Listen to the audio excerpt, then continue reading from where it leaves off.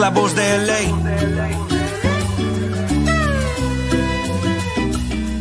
It's like una galaxiana, come and kick it with us. I bring the bossa nova beats and talk the club that we love. Another year to adjust, and well, coons we all trust. 6 titles in the cabin, tell the haters shut up.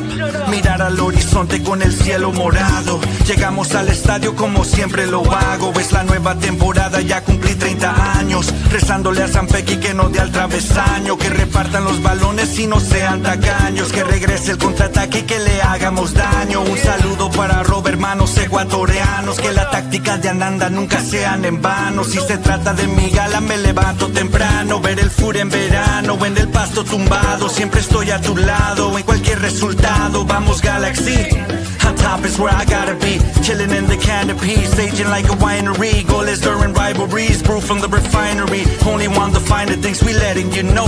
Lo que pasa en la galaxia, ready, let's start the show.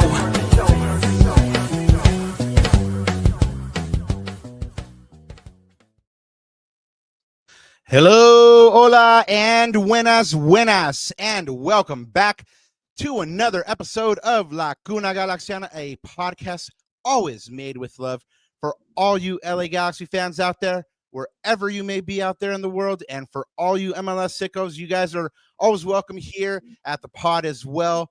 It is an all-inclusive community. Let's go. Today, the LA Galaxy is enjoying a 2-week break as they hit the midway point of the season. But after their 2-0 win over Real Salt Lake on Saturday, May 31st, a victory that snapped a 16-match winless run to cap the first half of the season, they go into that break on a positive note.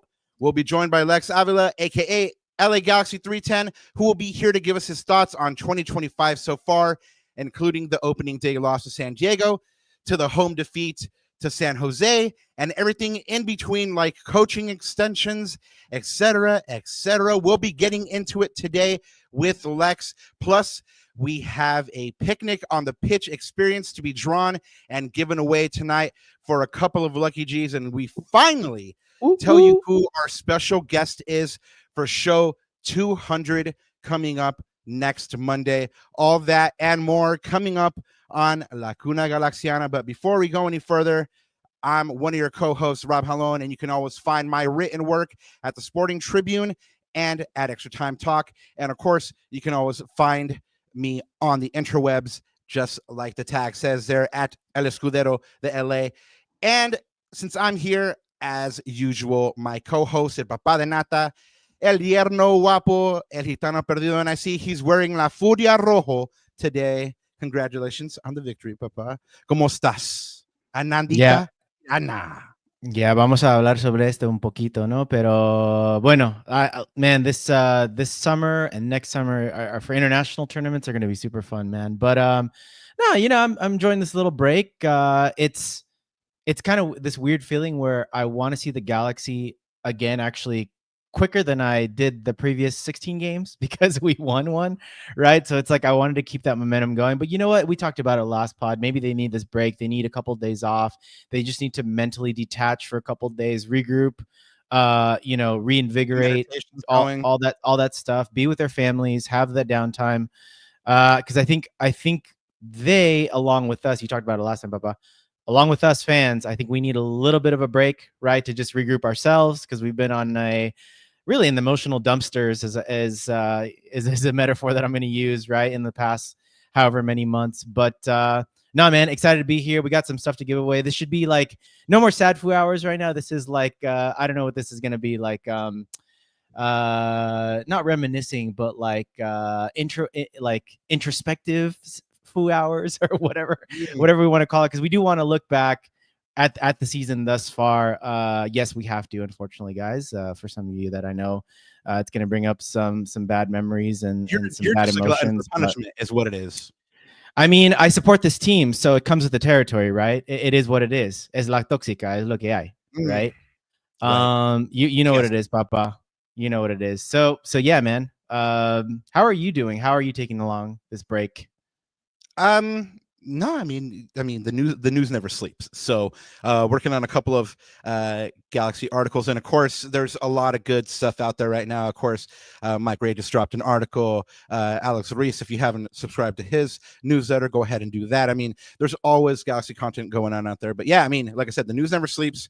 Watch out for the next drop on the Sporting Tribune, and hopefully we'll be taking that bus up to San Jose, and that'll be a cool story to share with the Galaxy community as well. But yeah, man, I saw a lot of friends and just ride or die Cuneros in chat, and man, as we get to 200, I just got to say, like, it's we've only made it here because of them. Shout out one and only, shout out Edwin, shout out Scott, man. Just if I missed you, no shade. Like, I just, everybody out there has gotten us here, and really that's why we're so happy to be able to do something for y'all. And picnic on the pitch, I mean, it's gonna be a grand old time, but we'll get there. But anyway, Ananda, there's the midway point, 17 games left. We usually do one word match reaction for matches, but we don't have a match to react to. So let's react to the first half of the season. 17 games in, your one word match reaction for the season. And we're definitely going to hit Lex with this one as well. Yeah. Lots of adjectives. I actually didn't think about this one that much. I guess based off of my dumbfounded look, and probably right now on camera, I would say perplexing, or maybe a word, something to that effect. I just, there were things that I couldn't believe that were happening. It was confusing to me. I mean, some of the offseason moves. Well, let's put it this way: the MLS salary cap confuses me. That's very perplexing. Let's start with that for a second, right? Okay. But just there's just things that were inexplicable, right? That you couldn't explain why you could lose a game without giving up a shot. Not even a shot on goal, just a shot in general. So it's just a very perplexing season. And for me, someone who's very analytical, I mean, you guys probably know me by now. I tend to look at data. I tend to be very analytical about stuff and find reasoning for certain things, right? There was just stuff that I couldn't explain this year. Literally, stats would tell me one story, but then you watch the game and it tells you a different story, right? Things just happen the other way, and things were very wonky. I hope that things kind of settle down to a little bit back to the norm in the second half of the season, because like I said, for me, first half season was perplexing, man. How a team that just won MLS Cup a few months ago could be last place and looking at wooden spoon, at least where we are at the moment, right? Yeah, no, we have a couple of folks in chat. Papa says tumultuous, E-Super says confused. I mean, yeah, those kind of all fall under that umbrella. I on the other hand, you know, I've been in Scrooge mode. So I'm going to say infuriating, but it's not just it's not at the team really. Although plenty of people out there are upset at players, coaches, and stuff like that. But it's more at these inexplicable things that keep on happening to the Galaxy. Like you said, they've been hexed, cursed, or something like that, because they, like you said, will lose matches in the damnedest of ways, or get the craziest calls. And so, you know, hopefully the second half of the season kind of fixes that. But yeah, infuriating. Yeah. There's been Papa says refs. Yes, there's been a lot of controversial referee calls, or calls that, you know, teams get, Galaxy doesn't. But you know, it is what it is. Last year they had to win a title despite referees, and so this year they're going to have to lift themselves up from the ashes if they can, despite referees again. But Ananda, before we get to our special guest, man, we got to get into all the housekeeping stuff, right? Yes, sir. So yeah, as always, you guys can always follow me, block me, or stalk me at Ananda Galaxiana, and of course you can find us on all of your favorite socials at Laguna Galaxiana, just the name of the show. Pretty simple handle there. And of course, guys, man, like we really appreciate everyone that's been, like Rob said from the top, like supporting the show. We just hit 600 subs the other day, so just a big massive thank you to you guys, and we're just gonna keep this thing rolling, man, onwards and upwards to 700. But if you guys have not yet, and you do like what you're listening to, and you have not hit that subscribe button, go ahead, guys, and hit that subscribe button. That's gonna be the best way for you to keep up on when we have guests. If you hit the notification bell, it'll give you a little notification that says, hey, we've got LAGalaxy310 on. Hey, we've got blank special guest on Monday for our 200th show. We're gonna have Michele Giannone on next Thursday. So we've got some Rob's been really hard at work, man. Shout out to you, Baba. You've been really hard at work being our PR person here at Laguna Galaxiana, trying to get those good guests on. So yeah, keep up the good work, Papa. But yeah, man, we always say that we don't do it for ourselves, and we can talk amongst the two of us, like LA Galaxy Talk Soccer, two knuckleheads just talking away LA Galaxy. But no, this is for you guys, man. We just want to make sure that we show love to the community, you keep you guys informed, and keep you guys entertained, hopefully, as well, during all of that. But yeah, so really, really appreciate all that. And of course, guys, the super chats are on. So go ahead. If you guys have a question, a comment, if you have something infuriating that you want to get off your chest, go ahead and show that super chat. You could be the 6th, by the way, guys. That's usually our little thing here to get to those 6 MLS Cups that this team has. Looking a little bit further away from the 7th and closer, but you know what? That's all right. It's time will tell. Hopefully we'll get back there. But and of course, Papa, como ¿qué dices? Bueno, como siempre antes hater. No seas así, papá. No. Échale buena vibra, papá. Eso es. Bueno, como siempre, antes de olvidarme, buenos días, tardes o noches, y bienvenidos a otro capítulo de la Cuna Galaxiana 199. Uno más a 200, papá. 199. Like you said, are you out of your mind? Oh man, I remember that commercial. Throwback. Yeah, like you were telling the people, man.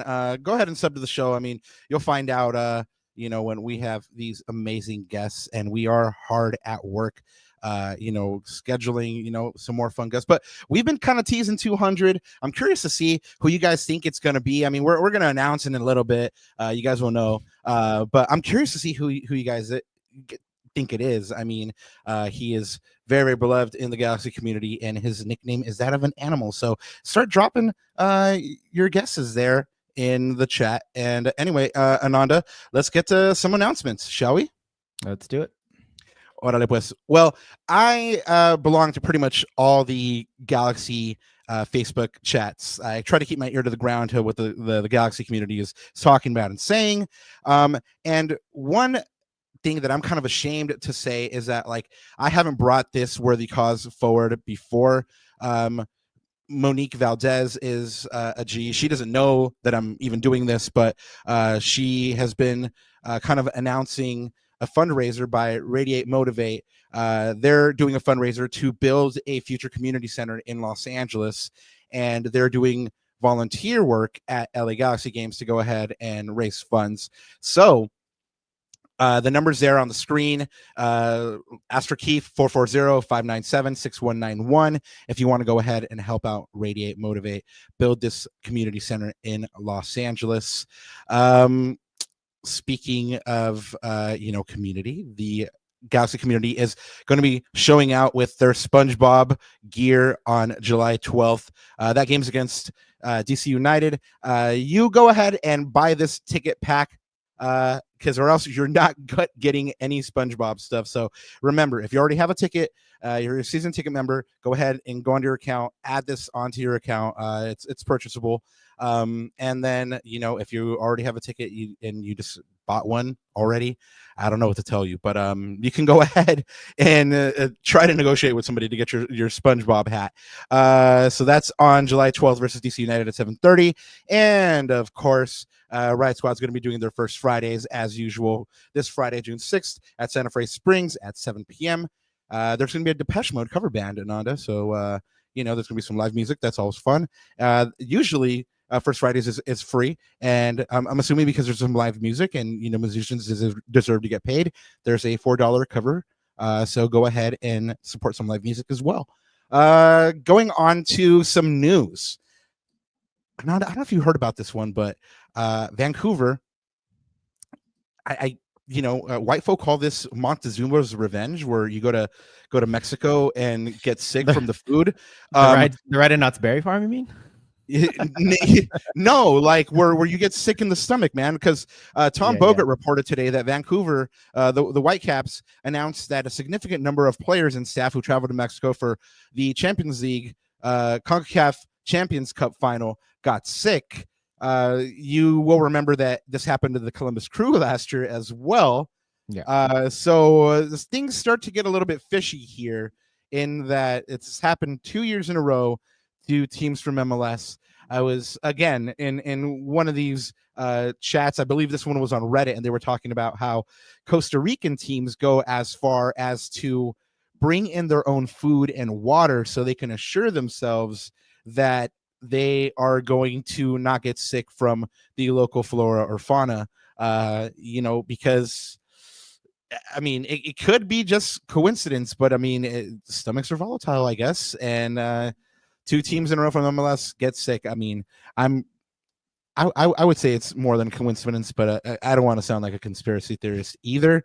But if it happens next year, then maybe we're onto something, right? Yeah, 3 times the charm. Yep. Yeah, 3rd time's a charm, exactly. So let's go to some international news. For those of you plotting the downfall of CR7, Cristiano, it looks like you are foiled once again. He leads Portugal to a 2-1 win over Germany. Portugal scores 2 goals in the final in 5 minutes to come back. And of course, that man, mama, there goes that man, Cristiano Ronaldo. He scores the game winner, and he sets up a final with Spain, who beats France 5-4. That's a 9-goal thriller. And really, Spain was bossing this one. They go up 5-1. Lamine Yamal, of course, doing his thing as usual. He scores a brace, one of those, a penalty in the 67th minute to put them up 5-1. But France would storm back and make this an interesting one. Kind of go ahead and think what Fergie used to say, squeaky bum time, right? Colomani scores an injury time to give France a sliver of hope, making it 5-4, but France can't get that tie. And as the Galaxy can attest, these holes sometimes are way too hard to dig out of. And now it'll be CR7 and Portugal versus the new hotness, Lamine Yamal and Spain, in the final of the Nations League. And there was also other international qualifying, international matches, rather. CONMEBOL World Cup qualifying here to report on. My parents' country, Ecuador, tied Brazil 0-0. And that is Carlos Ancelotti, who is, former Real Madrid boss. That's his first game in charge of Brazil. This result likely puts Ecuador through. They have one more game against Peru, and if they can pick up points in that one, it looks like they're through. Paraguay also played Uruguay in the Battle of the Uruguays. They beat Uruguay 2-0. Goals by Matias Galarza and Ipswich and ex-Brighton player Julio Enciso. And Argentina beat Chile 1-0. That officially eliminates Chile from qualifying. And of course, Argentina is already through in first place. Ecuador is second, and that's of course after being deducted 3 points for using a non-registered national player. Looking pretty good, Papa, Ecuador. Yeah, man. I mean, it'll be wonderful. I've been lucky enough to do a lot of firsts in the past couple of years. I mean, I did my first MLS Cup. In a couple of weeks, I'll be doing my first Club World Cup, and of course, be covering that PSG versus Atleti match. And then next year, God willing, I'll be covering Ecuador in the World Cup finals. And man, how can I not cry, right? You know me, man. You know I'm gonna cry. But you also have something to crow about, man. I'm gonna let you take this one away. Yeah. Oh, there's that. Yeah, but so my motherland, or where my parents are from, Indonesia. So this is like, dude, I started following the Asian, like how they qualify for the World Cup. And if you guys haven't read the story, I might maybe retweet some links from my Twitter. Super interesting, man. Like they have like 6 rounds, and it's a super grueling sort of process to qualify. But this was kind of fun. So my motherland of Indonesia, we won 1-0 against China. That puts them in the next round of qualifying, which is, I believe, the 4th round now out of 6 possible rounds, crazy enough. And a chance to be in their first World Cup since 1938. Fun fact, Rob, because you're a history buff. The last time that they were in the World Cup, that was before they became the Republic of Indonesia, and they were called the Dutch Indies.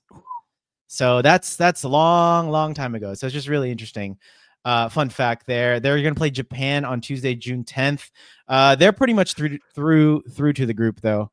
But are actually through to the next round. So that result is not going to really mean anything. Another fun fact too, the head coach of the national team is Dutch legend, none other than Mr. Patrick Kluivert. So there you go. I actually threw that table in there for you right after this one. And of course their next match will be against Maya Yoshida's Japan on Tuesday, June 10th at 3:35 a.m. which but neither Maya or Mickey got called up to their national team. No, they didn't. But I mean, I'm gonna get up for this one, man. I mean, we got to rep hard for India. We got to ride hard for Indonesia, man. I mean, dude, those of you who have not been lucky enough to meet Ananda's mom, she's one of the nicest ladies in the world. I want to see her happy. I want to see Indonesia qualify. And of course, we've spoken about how some MLS players are playing for Indonesia at the moment. Martin Paz, that's right. The goalkeeper for FC Dallas, although he didn't play. I'm not sure why. I forgot to read into why he couldn't play. Maybe he's out at the moment. Not sure. But really quick, wanted to shout out Scott in the chat because he knows what's up. If you know, you know. By the way, my mom makes a delicious version of that, so that's all I'm going to say for that. There you go. I can attest. Everything Ananda's mom has fed me has been delicious. But yeah, congratulations to Indonesia for that 1-0 win over China. The U.S. men's national team Gold Cup roster is out. Of course, there is a small controversy as usual because Christian Pulisic is not involved. We've already kind of covered that and how he pulled out. Other notable absences: Weston McKennie, Tim Weah, Joe Reyna, Phil Balogun, Yunus Musa. Oh, that's a shame. What a player. Ricardo Pepi, Jedi Robinson, Sergino Dest, and Josh Sargent, who was not called up. Not really an absence. Really an absence. Rather, he just wasn't called up. Guys, we did report on the last pod on Efrain Alvarez, East Los Angeles represent, signing with Chivas de Guadalajara, and how this was his dream move. Well, dreams come true because the Galaxy had a 25% sell-on clause, as reported by the Stash, Tommy Bogert. Well, I guess the X-Stash? Gambit with the good hair. There we go. So the Galaxy are due to receive some money from this sale. So Efra still earning them a little bit money. So this is up to 1.75 million, depending on the language of this clause, according to Tommy. Percentage of the total fee or percentage of the profit. It's typically percentage of the profit, but unfortunately, it doesn't look like we will know what that is exactly. The Galaxy are going to have a little bit of money to play with. I don't know if it's in this window or when that money actually lands. I'm still doing a little bit of research on when that actually takes place. Guys, MLS All-Star Game fan voting is now open. I know some of you guys out there go ahead and not vote Galaxy players willfully just so they don't go and play and get hurt. I know some of you guys actually, vote for Galaxy players. Vote what your heart says. Lex says Efra's biggest contribution to the club. Oh man, we got to hustle. We got to hustle through this. He's backstage and he's already starting to muck. There you go. I mean, we got to hustle through this because we got Lex already ready to go. It's Chris says, just stopping by to the show to show some love. G's up. Thank you so much. It's Chris for thank you, Baba. Super chat today. And then the final bit of info here is Marco Royce is your May Player of the Month as voted on by you, LA Galaxy fans. So without further ado, let's bring him on so we can go ahead and have him run amok on the pod rather than backstage. Welcome back to the show. One of the friends of this humble little pod. You know him for his very, very fiery hot takes at the LAGalaxy310 handle on the interwebs. Please welcome back nuestro amigo Lex Avila. ¿Cómo estás, papá? You say you're scratching your neck? Bro, yeah, I've been chomping at the bit preparing for this pod, so I'm excited to be on. I appreciate you guys having me back on. Ananda, I didn't know you were Indonesian. I'm Indonesian too. Oh damn! What? Okay, that's amazing. Yeah, my mom's full Indonesian, so this is like the best intro I could have gotten. Oh wow, that's amazing, man. Teed me up perfectly. Looks like I got I think got the tattoo of the Balinese dancer right there. Oh yeah, I see that. I see that. Yep, that's amazing. Yeah, we're gonna have to watch some qualifiers together then, but because man, Let's like do it. it's getting the team's really interesting. I've read some articles and seen some coverage on it. It's super interesting just how well there's a lot of like naturalization. There's a lot. It's super interesting. But yeah, first World Cup up by since 1938. If Let's we do it. that, I'll be and all in. and you know what? If Jordan, Uzbekistan, some other, if those countries can make it, why not us? So there you go. Why not? Yeah, why not us? And that's what Galaxy fans are saying. Why not us at the moment, right? And it's you know, you were chomping at the bit. So let's get into it. You might have heard Ananda call me a Scrooge for a couple of pods now. I'm kind of at this level where I'm kind of blasé, kind of nihilistic about the whole thing, about the whole season. Ananda's a little bit more optimistic. He's like kind of scolding me every now and then, like, man, you're such a Scrooge, you know, pep up a little bit, this and that. Where are you on the caring scale right now about this? I don't know about, I would say the Galaxy team, but really the Galaxy season, or you could do team as well. This season has been unlike anything I've ever seen, and you guys have said that a number of times on the pod already.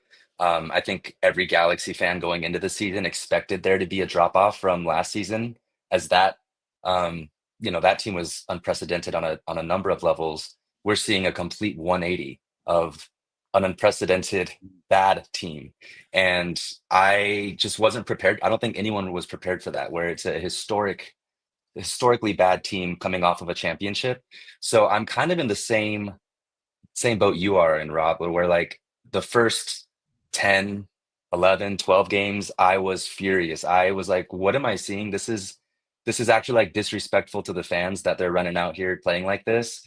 But I think once reality set in and you're like, this team's not making the playoffs. Like, and that's just my take. I know people believe that there's still a chance they could, but in my mind, that's my way of making peace with it, where it's like, look, I'm still going to go to the games. I don't want them to lose. I'm just going to go in expecting to be disappointed. So that way, my expectations are down here. I can't leave that like in a bad mood.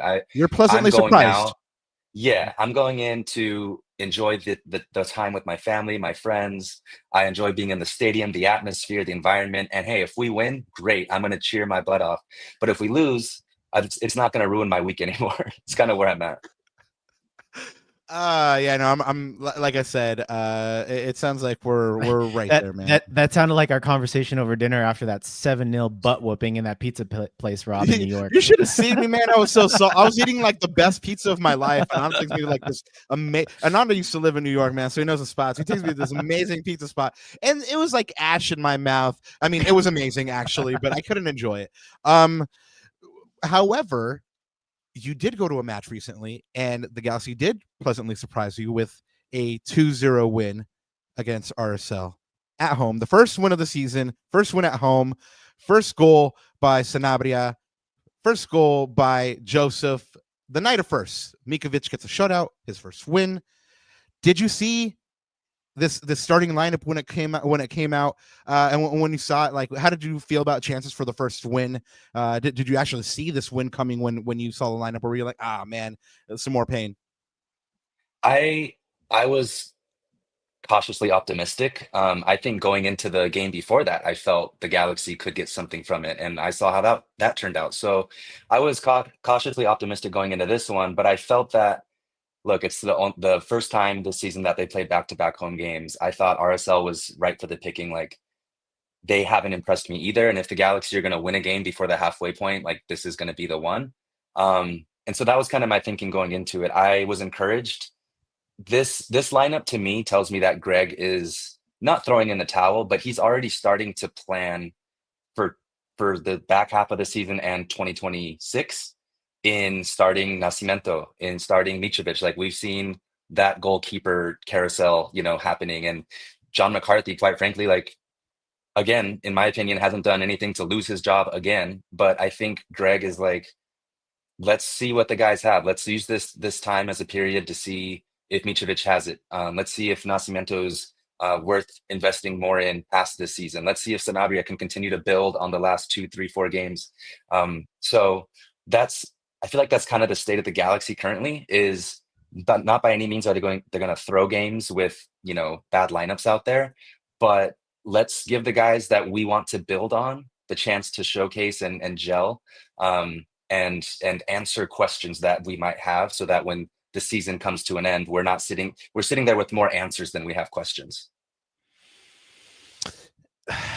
You know, I know that things seem dire, Lex, but I just got like this wave of euphoria. Maybe it's just seeing all these beautiful souls in chat, but in this match, you know, let's try to take some positives out of this match, right? What do you think is the key? What did you see out of this team that led to that win? I think first and foremost, Mitrovic. I've been pretty critical. I think everyone's been critical of his first, you know, starts with the Galaxy this season. It looks like Greg is giving him another chance. You know, maybe he's seeing something in training, and he's come up big. In this game in particular, I think it was when the first 5 minutes they get a clear break on goal, and they have the opportunity to score early. And we know the Galaxy, this iteration of the Galaxy has crumbled when that's happened. So for me, like, Mitrovic was a bright spot for sure. I think Sanabria has also been a revelation by his standards that we've seen over the course of the season. I think obviously the broken collarbone didn't do him any favors, but this state of Sanabria is what I would have liked to see 6, 7, 8 games ago, right? Like, he's finally starting to get there, and I'm going to give him credit for that, because like up until the last 3 or 4 games, I was like, can this dude even play at an MLS level? Like, I don't know. But he's answering those questions game after game, and he's getting better and more comfortable. And that's to be expected, right? Coming from a different country, different language, settling in a little bit. So I'm excited to see how he continues to progress. And then the third bright spot for me was Nascimento. And I think this game was a microcosm of what I hope we see for the rest of the season and going into 2026, where it's like, if you can get Ricky Pooch back, if you can, I don't know what, you know, Painsil and Peck, what their situation will be like in the offseason, but if you can keep this core together, and Sanabria seems like he can step into that, you know, I don't want to put him at a Mark Delgado status yet, but if he can grow into a reliable guy that is playing week in and week out, and you know what you're going to get from him game in and game out, you have a really strong foundation of something to build on going into next season. We will definitely talk about that a little bit later. You know, what the future might hold for the Galaxy. So hold on to some thoughts there. But chat, folks, viewers, we did promise that we were going to do a giveaway today. We do want to call out and show some love to our good friend that is showing some love to you guys who really had no reason to you know, donate these to the show, other than that he is a frequent listener and he wanted to show some love to us. So thank you. You know who you are, smooches. But now it is time to do this drawing. But before we do, we have been teasing a guest for show 200, and it is now time to reveal who that is. Lex, do you have any guesses on who the guest for show 200 might be? I honestly don't know, but you said it's an animal reference in his name, so I'm thinking maybe El Gato Hartman or Joe Totino, because he's the GOAT. He is the GOAT. I second that. Yep. Wrong on both counts. G-Cam says El Gato Hartman. Wrong again, sir. It is now time to reveal. Ananda, do you want to do a drum roll? that was like exactly. That was like a drill going into a drywall. So anyways, well, here it is. Our guest for show number 200. Boom, Mr. Josh Guessman. Yes, the host, the collab that you guys are all waiting for. It's happening. It's happening. Yes, we are uniting for tonight.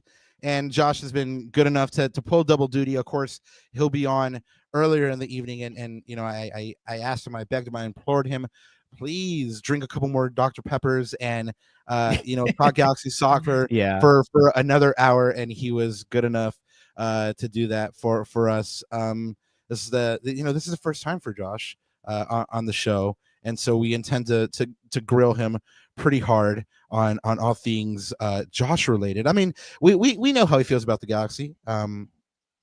You should be listening to his show, so you should know. But we intend to go ahead and go a little deeper on Josh Guessman as a man, as the man, right? Find a little bit more about him and what makes him tick, besides trains and Taylor Swift. So anyway, that'll be show 200. That's on Monday. And now, Ananda, it is time to draw a winner for Picnic on the Pitch. Yep. Will So you let me do pull the that. honors? Let me pull that up now. So again, guys, we're gonna bring up our version of Wheel of Fortune. So let me pull it up on the stage. Oh, you got the music here. and everything? I got a little. It came with a little sound effects. Don't get too crazy now. You know, we're still a measly little pod. So there you go. So there's the little wheel there, Wheel of Fortune. We've got all the names in there. So thank you guys for joining. And Baba, shall we? If I can get that thing up. Where is my? There it is. Hey, yo. Shall we do the spin? Do it up. Is it time? Do it. All right. May the people odds wanna forever know. be in your favor. By the way, before we start, so we're gonna do a winner and two backups, two alternates, in case that winner, because you know we've had this in the past, Papa. In case that winner doesn't, for some crazy that has reason, happened. doesn't claim their prize, we're gonna have two alternates. So let's draw for the winner. Let's not waste any more time. Click to spin. It says. All right, here we go. Vámonos. May the odds forever be in your favor.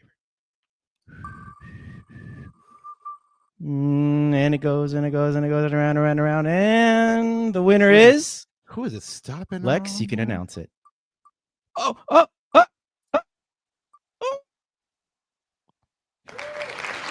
Randy Andrade. Randy Andrade. Congrats. That's huge. Congrats, bro.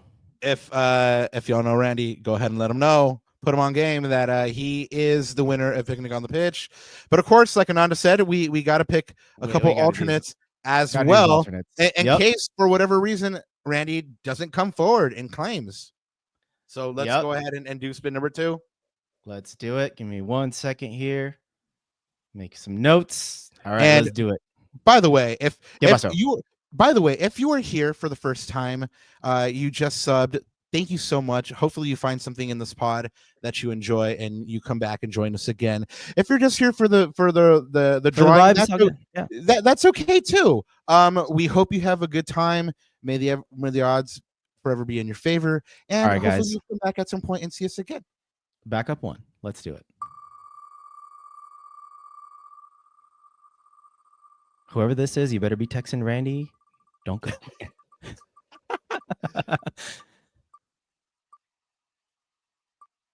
Oh, Yemi Rodriguez. Ooh. That is backup. That is backup 1.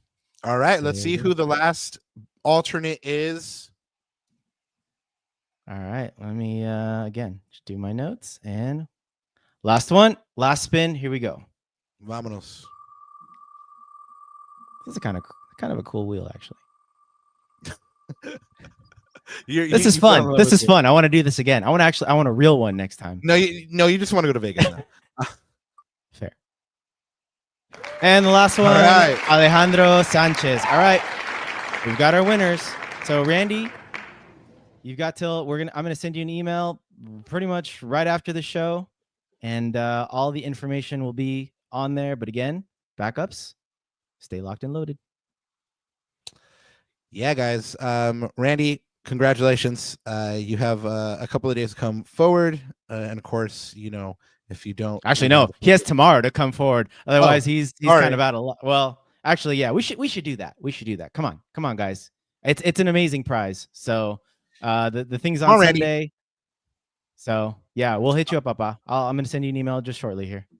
Alrighty, guys. Well, let's get back into some LA Galaxy talk. We do have our special guest tonight, Lex Avila, here to talk about the state of the Galaxy this year. The Galaxy is 17 games in. They're at the midpoint right now of the season. There's only so much time left.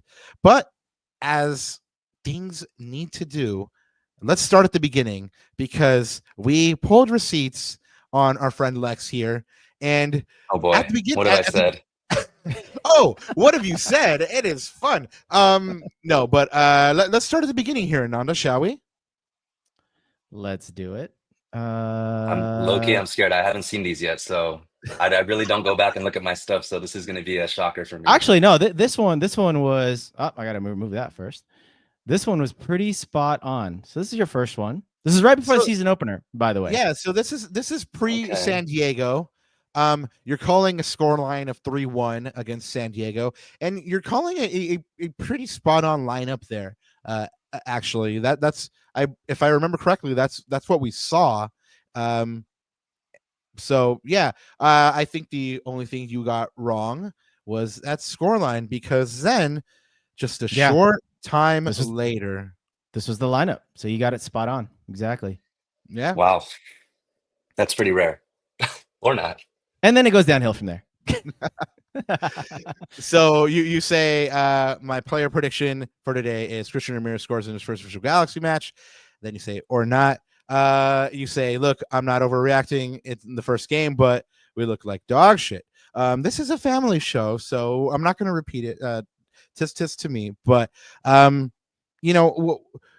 did you see that terrible start to the season coming? I mean, you called it 3-1, and then it turns into we look like dog shit at the end of I said it again. Yeah. At the end of the first game. How does that happen? Man, I'd be in the front office if I knew. But we saw the preseason tournament, right? Coachella, and they looked disjointed and bad there, but we kept saying, it's preseason, it's preseason. They didn't have a really good preseason last year either. Look how that turned out. So my expectations were that, this team was gonna turn it up a notch for the regular season opener. They're unveiling their championship, whatever that is, not really a banner, but there was a banner, right? But I was like, they're gonna keep the celebration going tonight. It's an expansion team. We don't really know what to expect from San Diego.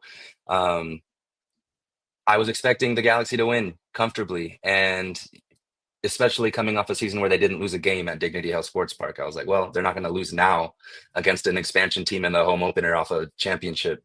And so that's where that prediction came from until the game started. And I was like, okay, they still don't look great, but I still think they could salvage something from this, right? And it never clicked. And I thought, at the end of the game, I was thinking, okay, they're shaking off the rust. It's one game. It's almost a positive that they got that loss out of their system. They don't have that pressure of being undefeated at home anymore. Right. They're gonna come back next week and get back on track. And we all know how that went. But referring back to the home opener, that's kind of what happened in my mind as I was watching it all unfold. I mean, was there any point in that game that was like, there's already an alarm bell ringing? It's super early, but that led to the dog-esque comment, or is that just more like? I mean, I know we're all emotional, especially at full time. So, yeah, I mean, the laughing emoji is kind of a indicator of. Right. I almost thought it was comical how bad we looked. Right. And again, foreshadowing, there's no way we're going to be this bad all season. It's one game, whatever. It sucks. We lost to San Diego in our first ever, regular season meeting. Yeah. But it is what it is. Let's move on and get back on track. And that's where the laughing emoji came from. We look so bad. No way we get worse. Let's move on to next week. And again, we all know how that's gone. Sloppy mistakes as well in that game. Yep. Well then, because we move it here forward. We go through the life of Lex here through tweets. He says, if you would have told me a year ago that we would win the 2024 MLS Cup, we'd have a rough 2025. I would have signed on the dotted line immediately. That being said, I still believe in this foundation. Half our starters are injured. New guys getting integrated. We'll be okay. Oh, the optimism. These are tweets from 3-2 and 3-5. Then you go on to say, even with no injuries, we always knew there was going to be a rough adjustment period for the first few months of the season. But woof, this is just a couple of days later. Well, you know what's interesting about this point? Well, because I saw you put this on, and I thought this was interesting because, Lex, we literally had the same exact conversation when we had Mark Rogandino on just a couple pods ago, and he said the exact same thing. Would you, if I would have told you that the Galaxy, would have a terrible 2025, but would win MLS Cup, I think everyone would have signed on the dotted line. But then, so let's leave that aside for a second. Would you have still though would you have still signed on the dotted line knowing that the Galaxy could be winless in the first 16 and can only manage 7 points in their first 17? Yeah, I would. I'll take it. You know, I'm probably because we're experiencing it in real time right now. Yeah, I can exactly. confidently say I would still take the MLS Cup. Doesn't make it easy. Yeah. For someone who's very passionate about this team and loves this club, to see them struggle this way is hard. But at the end of the day, right? Like the last time I was on this pod was after the Western Conference Finals. They beat Seattle 1-0. And when I signed off, I had my 5-star Galaxy jacket on, and I said, next time I'm on here, I want a 6th one.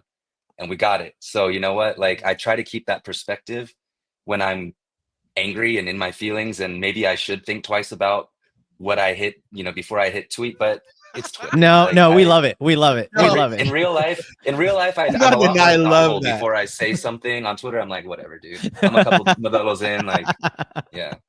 Like there was this one pod where I was like, you know, sometimes I use Ananda as my anger translator, but really you should be my anger translator. Like sometimes I'll read a Lex tweet and I'll be like, I should have said that.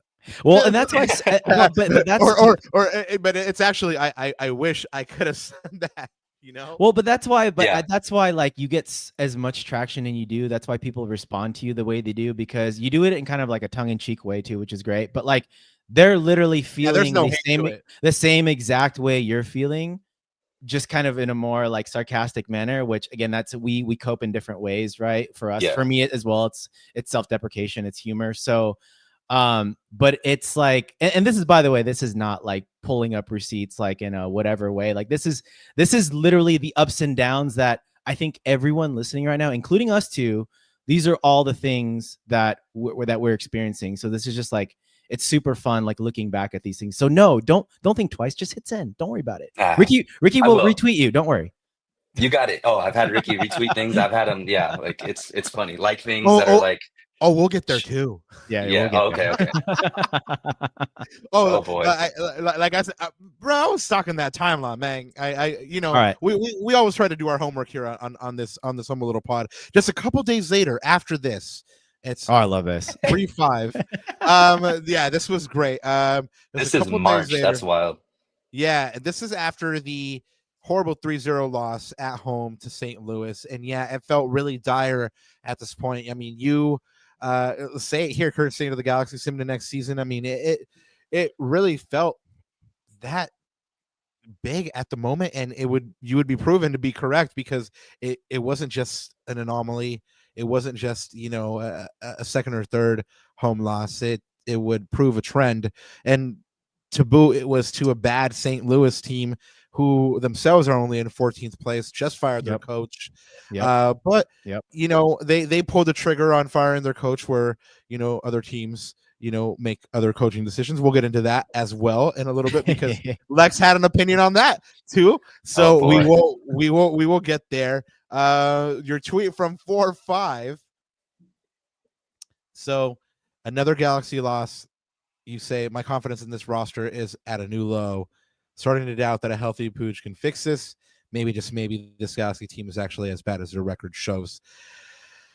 What were you feeling exactly at that moment? What was it? Just like beyond what we've said a couple times on this pod? You know, the Galaxy have been kind of in it for most of it, with the exception of St. Louis and New York.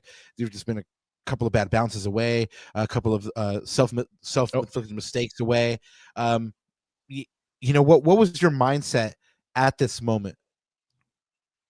I think I was genuinely just shocked at how bad we looked compared to last season. And I know, you know, obviously we lost Delgado, we lose Joveljic, Puig is hurt, but you still largely have the same foundation, right? You still have Painsil, Peck, Yoshida, Garces, Mane, Nelson, Aude, the goalkeeper, Cerrillo. Like, you still have most of your core outside of your striker and Ricky Puig, and Delgado, which I understand are huge misses. But I'm like, you take 3 players out of that lineup and you look this bad. I just couldn't believe it. And it was back to back to back games. Again, going back to the home opener, it's kind of like, all right, you take that one on the chin and you get back on track and you start to build throughout the season. There was no building going on. It felt like loss after defeat. And every week I found myself saying, well, it can't get worse, and it does. Well, it can't get worse, and a comical error loses the game. Like, it just felt like a compounding downhill momentum of negativity that was just not going to stop. And that's where everyone kept saying, "Oh, Ricky will come back." I'm like, he's not going to save this state of the Galaxy. Like, Yeah. he might pull something out of his butt every once in a while and might salvage a point off of a crazy goal or assist, but this state of the Galaxy that I was seeing on April 5th, I was like, Ricky Pooch is not dragging this team to a playoffs. Yeah, and just for context too, for everyone, this is right after we lost 2-0 away from home. Diego Luna against Zonka, horrible game. Had a mistake. Had basically whiffed a clearance. This was also, I believe, after we had lost inexplicably to Orlando City. That was the banana hands moment, unfortunately, for John McCarthy in that free kick where we lost 2 points. Should have had all three. Should have had at least one, but somehow we lost that game. So this was after a stretch of bad runs. And I think one of the things that I'm going to layer into this, Lex, and again, this is one of those things where I take a step back and I looked at things now in hindsight a little bit and not in the heat of the moment, right? I think what was tough in the beginning, because all those things that you say are true, but I think we are underestimating a little bit just the stop-start of where a lot of these players were. Remember, JP didn't start the season healthy. He was injured.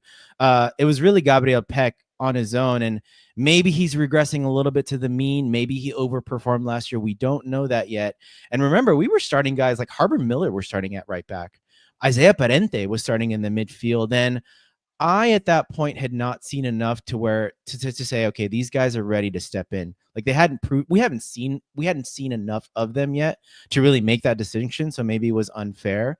But like, I look at those things and like, they're not excuses, but I can see, like, if I'm putting myself now in Greg's shoes, in the team shoes, even in Will Kuntz's shoes, like, that lack of continuity really killed us in that first beginning of the season, especially without veterans like Mark Delgado. And let's not forget our number 9, Dejan Jovic. I think he's been a huge miss this season. Like, we don't have a true starting number 9. We might have one now, but it's taken 17 games to get there.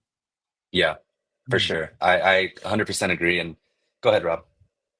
No, you go. No, I agree. There was a stretch of games here where the Galaxy were so thin, to your point, starting like borderline G2 players. Yeah.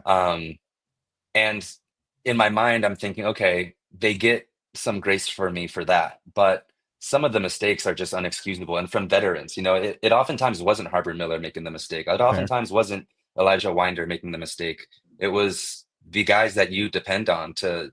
Mitrovic drilling a ball at Garces, whose fault that was, not my, whoever's fault it is, but like, just error after error. Garces and San Diego kicking the ball backwards and playing, was it Lozano or whoever passed it to Lozano, to win, like, just those types of things that I'm like, this team, I don't know what's going on in the locker room. It's just a 180 from last year. The confidence, the leadership, who on the field is taking leadership. Yoshida's doing his best. He hasn't been good enough this year, but it's like, what is so different? You're telling me that Jovic, Delgado, or Puig are the leaders in the locker room that are causing that big of a difference and drop off in confidence and leadership and kind of like control throughout the game? It's hard to believe. We did talk about Julian's mom talking about the chemistry being off in the locker room and on the last pod. So for those people that don't think that something like that is really important, it definitely is, and it translates to on the field, because just a short time later we have Lex. Here we go. With the big question. Chat, could it possibly be time for hashtag Vanny out? Pero. And then you have that man, the prince who was promised, Ricky Pooch, answering very succinctly, quite simply, no. First off, what was it like getting some response from Ricky, and then what was it that you were seeing at the time? Was it like the winless record, the results? Was there something else that you were seeing that you said, hey, it's time for Vanny out? I mean, it's always good to get love from Ricky. He's liked and retweeted a few of my tweets. Not that like that's why I do it, but to know that he's looking is pretty cool. But regarding the Definitely looking. tweet, Oh, he loves the yeah, chisme, always, bro. yeah, He's yeah. Espanol, man. He's Catalan, man. He loves that chisme. Him and Fagundes are always looking. Fair, yeah, But that's true. to be honest, this tweet was more of like I didn't actually believe it was time for Benny out. I was just asking the question, like, could it The possibly query. be like time? Yeah, like, Hmm. is the seat getting a little hotter? Like, because I think it should. Not I'm saying he should be out for sure, but to this point of the season, I'm like, this is pretty bad. Like, who you can't fire all the players. So if leadership was going to make a change, and with the context knowing that this was a contract year, right, and we hadn't heard anything to this point, like all I heard from Corner of the Galaxy was they're not close to an agreement, and so I was like, well, they're not close and these results are bad. Like, that's kind of where like, could it possibly be time for Vanny out? Like, are they stalling to see if he can pull it together, or are they working on a contract in the background? So that's kind of where this tweet came from. Everything that you were hearing, everything that everything combined with the negotiations not going well, plus the results, all those things combined, plus on my side, I have all that is hanging in the air, and I sit down with Michele Giannone, and he's telling me that he's hearing rumblings around the league that it's a possibility that Greg goes back to Toronto, right? That since the two sides were nowhere near, that it was not out of the realm of possibility for him to go back and rebuild Toronto. And of course that didn't happen. But yeah, we'll get there in a second. So your tweet from 428 here, as things are kind of spiraling out of control, the Galaxy's still winless. This was an early pulse on the probabilities of the Galaxy making the playoffs. You put out this poll on 428. It's kind of a damning indictment of this Galaxy team that you put out this poll on April 28th, and we're doing a hardcore math right now, and it's barely June, but at the time, and this is April 28th, you had almost 450 votes on this poll, and the people voted that the Galaxy had zero chance of making the playoffs with 41.5%. So then you have some of those inexplicable things that Ananda was talking about. Your tweet from 5-4 post Sporting Kansas Post City. SKC. Yeah. Right. And this is kind of what you were talking about at the top. I will say, watching the Galaxy game with the expectation that they're going to lose makes it much more enjoyable. And then you go on to say, there's no way this season can get worse. The Galaxy loses 1-0 to the 12th place team with 0 shots. Hashtag unprecedented. Yeah, exactly. And then you cap it off with SKC with the worst defense in the league going to the game. LA Galaxy failed to score. SKC with 0 shots makes league history by becoming the first MLS team ever to win a game without a shot. Genuine question: who is to blame? Lex, who is to blame? Here we go. Or is it the collective? Is it more than just one person? It's 1,000% not on one person. It's a collective. I don't know if you want me to get into the Vanny stuff right now, or you want to wait until like they announce the extension. Well, we can dovetail it. However you want to answer it, man. This is going to be one big conversation. Yeah, do you? Yeah. I won't understand the extension, and I understand that they had a verbal agreement on this after MLS Cup was won. But things changed, right? And they hadn't signed on the dotted line until, I don't know what the Galaxy's record was when they announced that it was happening. Was it before the LAFC game? Yes, correct. It was. Okay, correct. so it's yes. It was just before the LAFC game, I believe. Just before the LAFC game. That's right. So you had how many months to evaluate that this was the right guy to help build 3 more years of what you're seeing over the last how many months. And, you know, everyone in my mentions seems to be kind of split down the middle, where it's like, well, he won MLS Cup, he deserves a 3-year extension. And other people are like, but look at the rest of his history with the Galaxy, right? Greg Vanney has been at the helm of the Galaxy for, this will be his 5th year. He's made the playoffs in 2 of those years. In how does the Galaxy look at his body of work and say, this is what we want moving forward? And I'll also say in 2022, the Galaxy were in 7th place when Ricky Pooch played his first game with the Galaxy. They were on track to miss the playoffs. Ricky Pooch comes, he plays the last 10 games with the Galaxy, and they lose 1 of those games. Like, they go on this crazy run of games, and they end up in, what was it, 4th place? Yeah, Right. 4th place. 4th place, yep. You could argue Ricky Pooch dragged that team, like, not single-handedly, but clearly he was the difference maker in getting that team to the playoffs in 2022. So with that caveat, you look at 2021, missed the playoffs. 2022, you got lucky. Ricky Pooch was signed, got in here, and made a huge difference right off the bat in his very first game. You guys lost 1 game in the last 10 to go on a crazy run and make the playoffs. 2023, you missed the playoffs again. 2024, of course, you win MLS Cup. Incredible. Super grateful for that. And 2025, arguably the worst season in MLS history to this point. So it's frustrating to me that they had the opportunity to say, even like, hey, finish out the rest of the year, and I'm not a business guy, I don't know how the contracts work, but like, they could have given him a 1+1, right? We'll give you 1 more extent, like 1 year, and see how you do with that one, and then we'll go from there.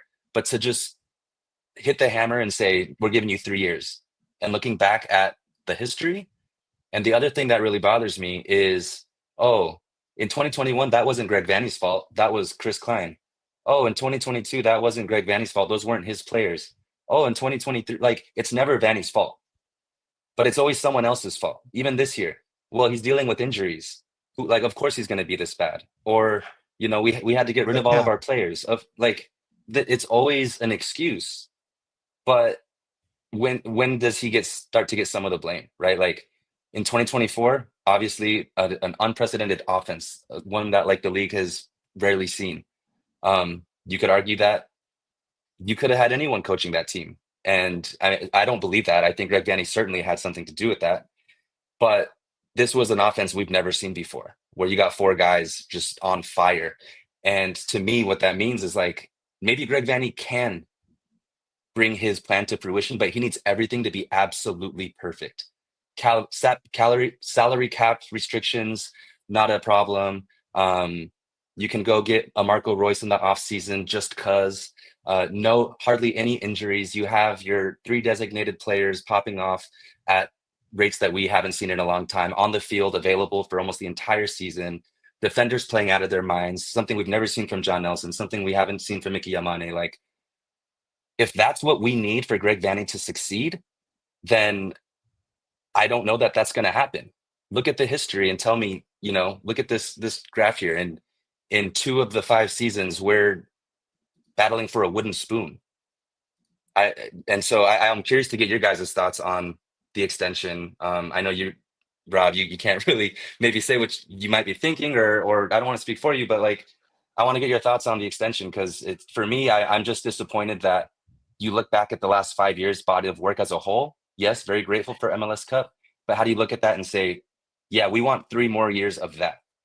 Yeah, really quick, Rob, before you get into that, as you're kind of gathering your thoughts, let me just kind of put an exclamation point on the point that Lex is making.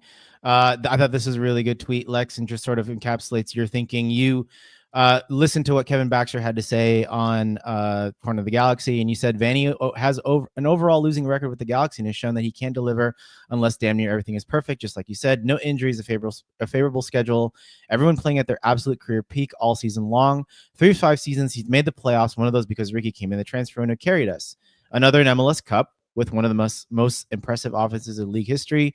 Take Ricky, Dayon, and Mark Delgado away from that squad, and look at what you have: a manager with no answers, winless in 16. So by my count, outside of one, albeit incredible season, the other seasons have all either been disastrous or bang average. 3 more years, though. Yeah? Yeah, I mean, it's nuanced, right? Because you are living in a world where what should have happened is that if what the story that Will tells is true, and we have no reason to believe it's not, then this was agreed with a gentleman's agreement and a handshake the night after the Galaxy win MLS Cup. And because Greg prioritizes putting the team together, and everything that's going on with the team and them having a short time, they just never got the deal done.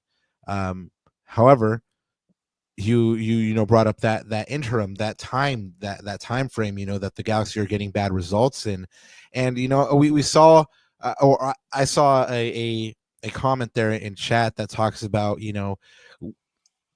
it's verbatim, but what kind of organization would it be if Will fell back on that word, right? So I don't like the 3 years. I agree with you. I think it should have been like a 1+1 or maybe like a 2 with an option for a third. 3 years is a long time, especially when you're in the middle of a record-breaking winless streak and setting all kinds of horrible offensive records and stuff like that. It's just I've said it a couple times on the show. The optics were bad. Greg even spoke about how he felt kind of bad that it was happening when it was happening. If something changes at the beginning of the season and they get a couple of those wins that were on the margins, like Greg says, maybe it could have been announced then. Who knows if it was something that was getting hung up on with the results. Maybe there was friction because of the results were going on and they couldn't get this thing closed. Like I said, it's nuanced.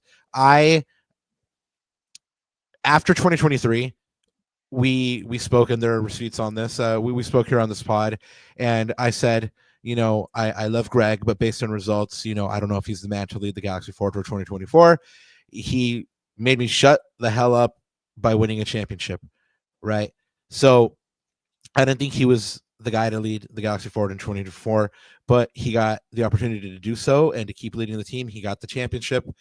I hope that's what's going to happen this time, in that, maybe I don't know that there would have been somebody else at the moment who was ready to come in and take over this team and lead it the way it should have been led in the immediate. And that's not to say that I'm criticizing Greg's job.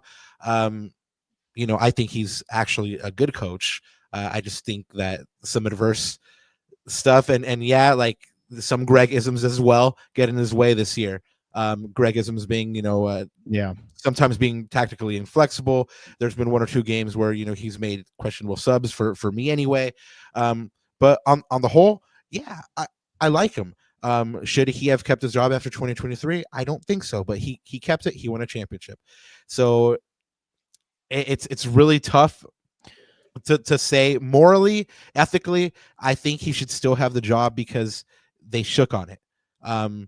Based on results, I don't think he should have the job because results speak, and this is a business-oriented a game, So, but those two things collide, and my ethical side and the part of me that wants to see this Galaxy team be ethical and good to people, takes over and says, for that reason and that reason alone, I'm okay with Greg Vanney getting his extension. It's definitely not results based at the moment. It's not merited. It's just the right thing to do.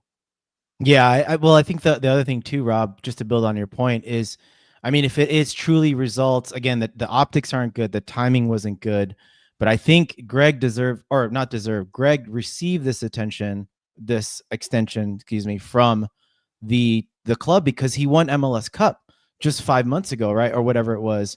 So I think that's the reason for the extension. But again, just at the way it happened, honestly, like we talked about blame, going back to an earlier point, the earlier discussion that we're having around blame, right?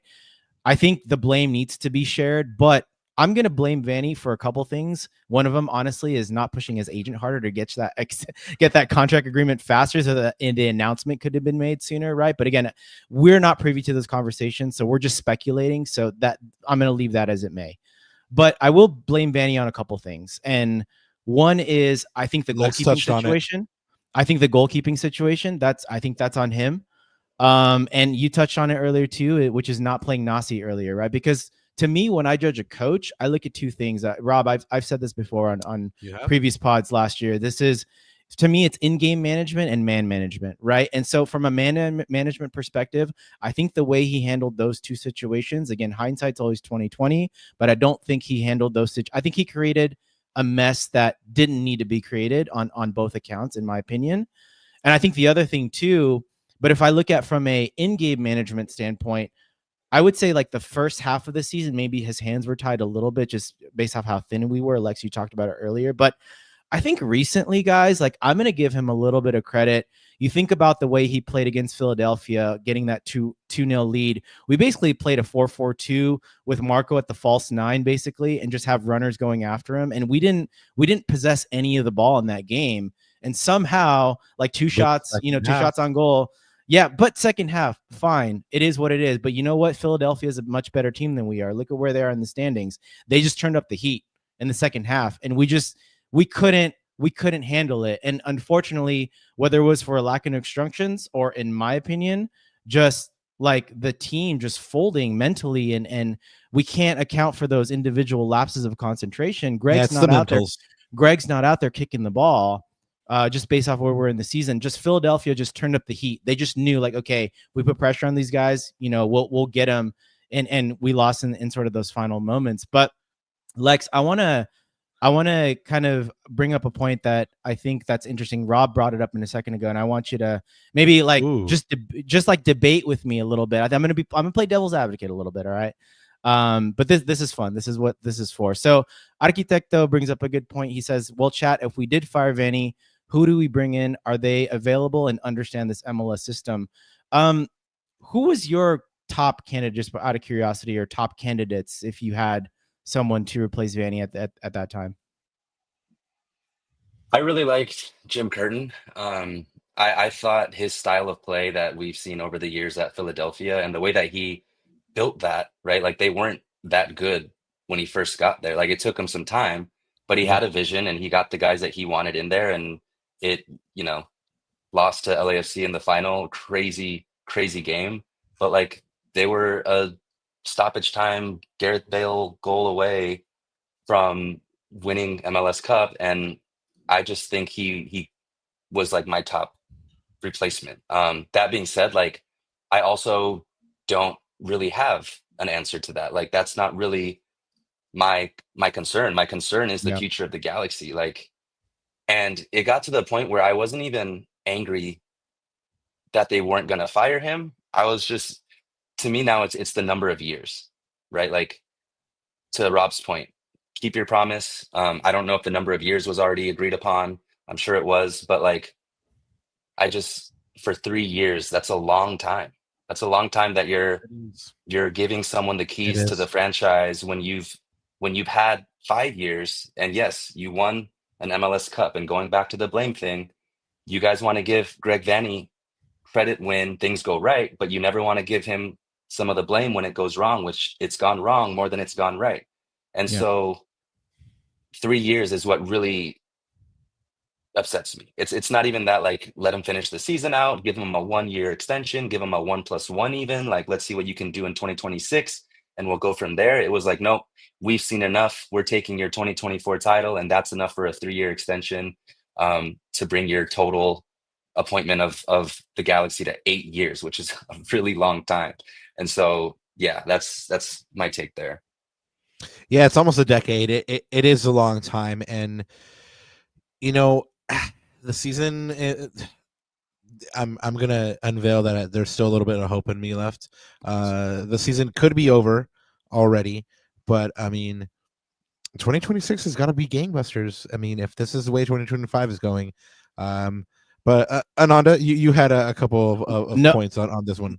No. What I was going to say was I think a lot of people's were Jim Curtin. I see some people in the chat sort of bringing out some names, but I guess this is just a devil's advocate position before anyone accuses me of being a homer or Vanny in, whatever. I'm not Vanny in or Vanny out. I'm not Kuntz in or Kuntz out. I'm LA Galaxy in.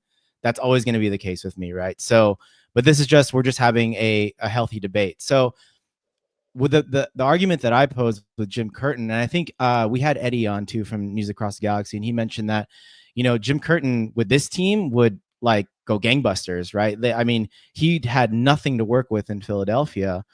And so I guess my thing is, look, if the aim of this game is to win trophies, if that's the aim of elite sport is to win trophies, and I think we can all pretty much agree on that.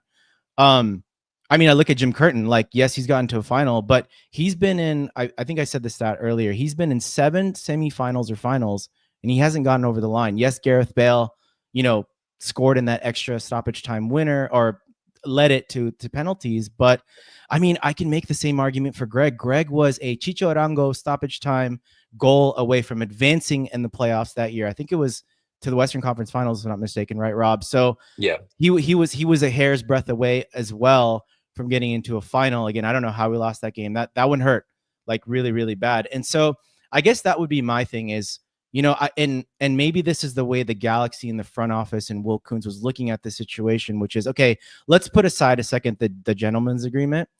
Looking at this objectively, were there any coaches out there that you can guarantee me or pretty much close to a guarantee an MLS Cup within the next 2 or 3 years? Again, we look at the windows of our DPs. Our DPs are at about a 2 to 3 year window based on their contracts, right? So, part of those prerequisites are they've got to get over the line. They have to have some championship winning experience and pedigree. And to me, if you were asking me, like, the coaches that I look at in that stratosphere, unfortunately, just aren't available. I'd love to have Wilfred Nancy on the team. He's just not available. The guy that we played the other day, Bruce Arena, hell of a coach, hell of a pedigree, not available, right? I see a Dominic Kinnear shout. I mean, I think Dominic Kinnear and Peter Vermees, to me, are probably at that same level where we don't know, based off of recent history, let's say in the last decade, hasn't had much success, right? So I think that's maybe thinking about it from the organization's position. They're probably looking at this and they're saying, look, this guy won me MLS Cup with a very similar roster, at least the same foundations, like you rightly pointed out, Lex. And now it's about filling out the fringes. Now it's about getting continuity.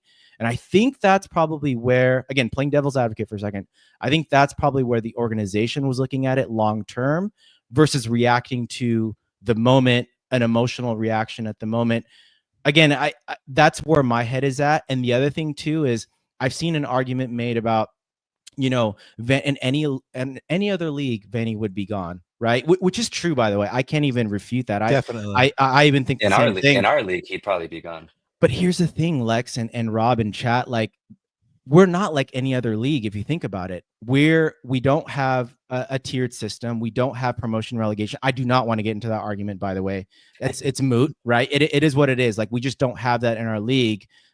There's USL that's going to do comments that. on ProRel here at Laguna. but it is what it is. So if you're in a league that technically does not like punish, or there's no sort of, I mean, the reason why Claudio Ranieri got sacked the year after Leicester won was because they were in a relegation battle.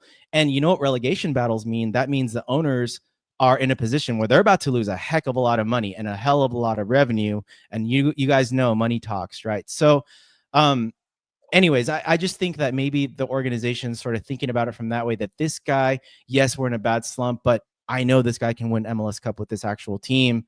And maybe we don't want to necessarily start with a coach doing another rebuild and maybe seeing the possibilities of it happening. I don't know. That's just, again, taking a devil's advocate position. That's sort of what I was thinking there.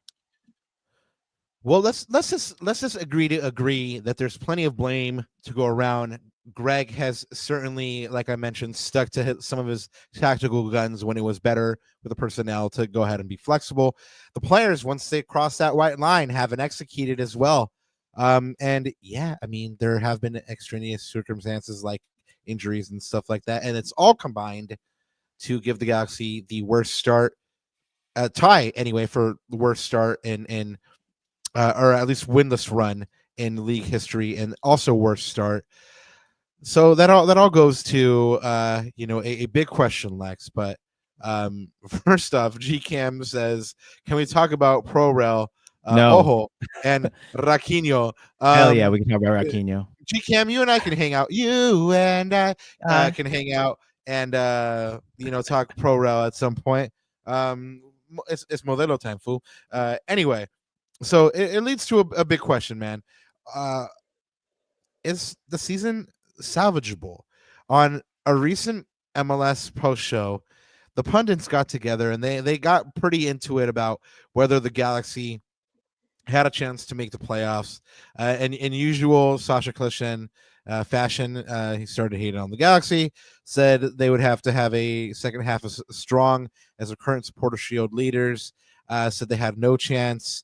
Dax said the Galaxy were defensive as imposters, giving up 36 goals. Bradley Wright Phillips said that no team has gone on a win streak longer than 3 to 4 games this year. All of that combined paints a terrible picture. But what's your reaction to them? I mean, do you think that they're on to something? I mean, there are only 51 points left. The math somehow ain't mathing, but do you still have hope? I don't for the MLS regular season. I think if I was Greg Vanney, what I would do is obviously try to win as many games as you can, but when Leagues Cup comes around, go all in on that. I think it's kind of a yes and no answer, right? I think this season is salvageable. If you can make a deep run in Leagues Cup and give the fans something to be excited about, look, you can wipe the slate clean with that tournament. Like, all the losses in MLS mean absolutely nothing. And this Galaxy team, what we've seen leading up over the last 4 games is like they're building onto something, right? Like they're getting better and better and better each game. And just maybe when Leagues Cup comes around, they'll be primed to prioritize that and look at MLS and be like, you know what? Not our year in MLS, clearly. Let's go all in on Leagues Cup. Let's see what we can do. A lot of teams don't take it as seriously until the later rounds. Maybe the Galaxy can win Leagues Cup. Like, crazy dream, but to me that's like one way you could salvage the season. I know we also have the Campeones Cup.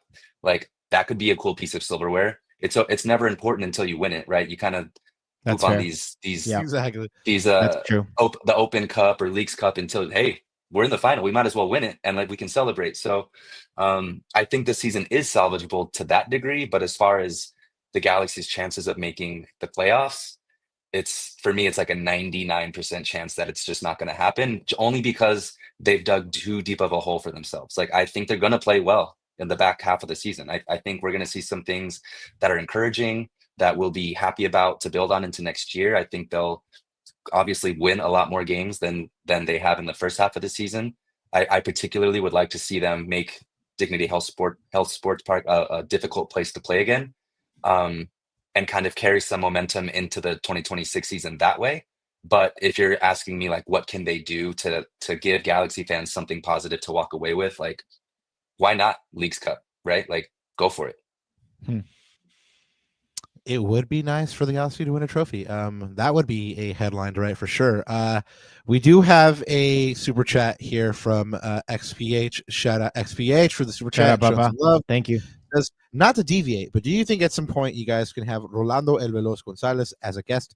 He has been the voice of the Galaxy in Spanish radio, and I feel he gets no love whatsoever. XPH, you're absolutely right. That man is criminally underrated, and he gets no love. I have met that great man. I got to say that for the first couple years that I was a Galaxy fan, I was also ignorant of his existence. Thankfully, some fellow Galaxy fans put me on game, and yeah, I've met him in passing. He's really nice, and yeah, I mean, if you have some contacts, that'd be great. If not, you're right, we should go ahead and definitely have this guy on. El Veloz, si estás oyéndonos, vení, te queremos acá. Invitación. Anyway, Lex, there's a little bit left. And then we'll let you out of here. I mean, it's getting pretty late, and we also want to thank chat for hanging in here with us. But let's pull up this tweet here from 6-1 Ananda as we get closer to our present state here. Oh, we got more. We got more. Ah, poor Lex, man. What the heck, Rob? What are we doing? There we go. Hey, some positive stuff. There we go. Yep. Got to end the show with the positive for sure. Exactly. We always got to end the show with the positive. He says, I've been critical of Nascimento, Painso, and Sanabria throughout the year. All three played extremely well last night. It's only the first win, but probably the most difficult one to get. With the pressure off, let's see if this team can start building something positive and sustainable. You've already kind of talked about what the Galaxy need to do in the second half of the season, but what are you looking forward to in the second half of the season? I'm looking for exactly that. I'm looking for them to get some answers to their questions, right? Is Sanabria the guy that they can rely on game in, game out, competition after competition into next season? We'll know by the end of this season. Like, is this a guy that can produce and give us a I don't want to compare him to Mark Delgado, but like that Delgado prototype kind of players, like what you're going to get every game. He's not going to wow you with skill and golazos and Beckham type passes, but he's going to put in a shift and he's going to get stuck in and he's going to help run the system. So can Sanabria be that guy? Can Garces, kind of get his wildness under control because he has the tangibles? It's the intangibles, right? It's the mind. Like, can he calm himself down and become that mature player that can be one of the best starting, in my opinion. I think he could be one of the best starting center backs in MLS if he can get that under control. He's one of the most athletic players in this league. Nascimento, right? Is it worth bringing him back for another season, right? His loan ends at the end of this season. Like, maybe he balls out in the second half because he's getting chances and he's starting to gel with the team and learning the system. And Peck and Paintel are starting to feed him balls and he scores, double figure goals and assists. Who knows? Like, I just want them to start building for next year and answering some of those questions that need to be answered going into the offseason with salary cap flexibility, right? We looked at last offseason where they didn't have any and they actually had to offload some of the most important pieces of the team. Can they answer the question marks on the field? And then, like you said, Ananda, for Greg Vanney, like, go find the 1 and 2 and 3 players that is really going to bring everything together.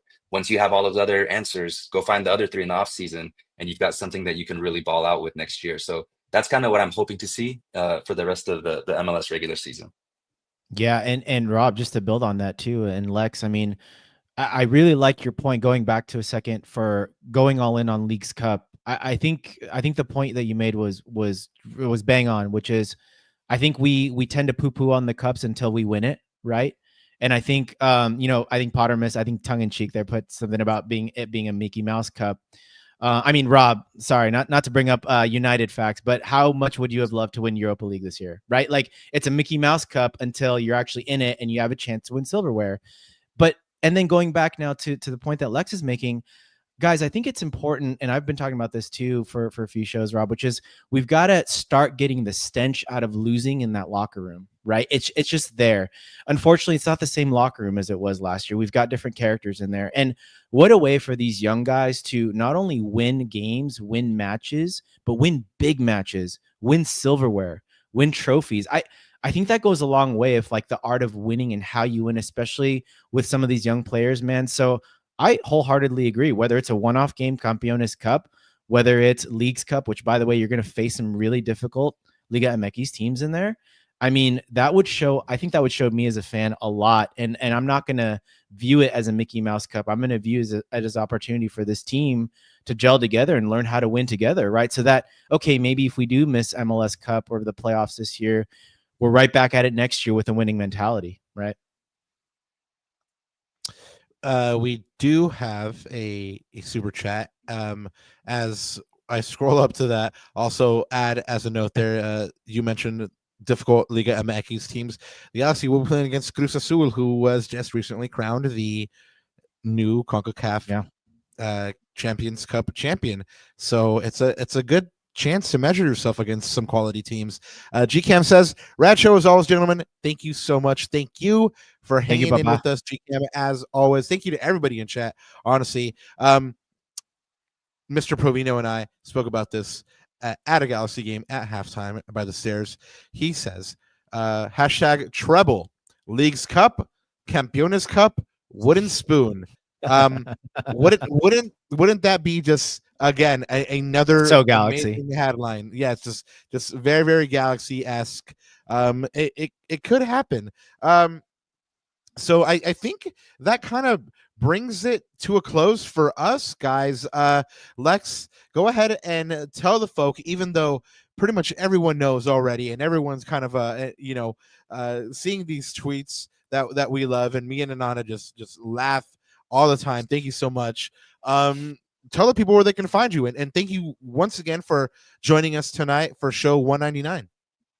No, thank you guys for having me. It's been a blast, and I'm more than willing anytime you guys need someone to come in and talk Always, about my man. tweets. I'll be here. But you can find me on X if you want to see some of those tweets and you got time to scroll. It's really just a dumping ground for me to share my thoughts, like my unfiltered thoughts. It's not meant for clout or anything like that. I'm genuinely like I love this team and this club so much. Too much sometimes. Like I get too close to it, and that's where a lot of these controversial takes come from. But yeah, I'm on X. I'm active there, and would love to have debates, conversations. I meet up with Galaxy fans at games and things like that. So hit me up, and I'm more than willing to hang out. Y'all heard it, and Mr. Ravino says, "Great to put a face." Yeah. To Galaxy 310 Lex. So it looks like you'll have Mr. Ravino to meet at the next Galaxy game as well. And yeah, that kind of brings us to a close as well, Nanda. I mean, this was a kind of a good comprehensive look at the Galaxy's season through LA Galaxy 310's eyes, and what he was feeling in the moment. It was kind of good to reminisce on the last 6 months, in moments anyway. For the most part, Galaxy fans aren't going to love the reminiscing, especially because it involves so much losing. But there is hope on the horizon. Yes, Ananda? I was going to say really quick before we let Lex go. Lex, is it true? I'm hearing rumors that if we win Leagues Cup, you'll shave your mustache and dye your hair blonde. Ooh. I said it. I piggybacked off Sasha's bet, but I'm going for the positive spin. If we can win a trophy this year, being the Leagues Cup, I'll do it. You heard it here first, guys. Will you do it here on this pod? I can shave my mustache on. I don't know if I can bleach my hair. That's probably going to take some time, but yeah, I can shave you my have to do a mustache couple for sure. coats on that. Yeah. Yeah. Do the mustache on this pod, man. We will definitely go ahead and have you on and shave that mustache. That would be a great time. And then at the same time as you're shaving, we'll do the Game of Thrones. Shame. I'm here for it. Man. Well, thank you so much, man.